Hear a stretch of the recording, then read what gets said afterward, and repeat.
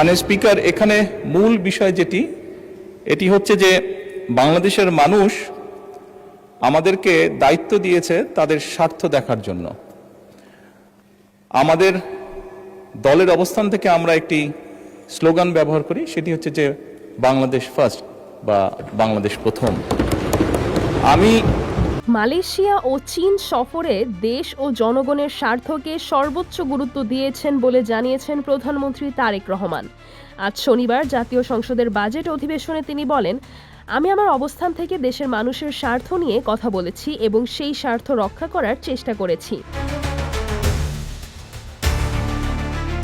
প্রধানমন্ত্রী বলেন, জনগণ তাদের স্বার্থ রক্ষার দায়িত্ব সরকারকে দিয়েছে, তাই বাংলাদেশ ফার্স্ট নীতিকে সামনে রেখেই আন্তর্জাতিক পর্যায়ে দেশের স্বার্থ তুলে ধরা হয়েছে। তিনি আরও বলেন, সফরে যদি কোনো সাফল্য অর্জিত হয়ে থাকে তা কোনো ব্যক্তির নয়, পুরো বাংলাদেশের এবং দেশের মানুষের অর্জন।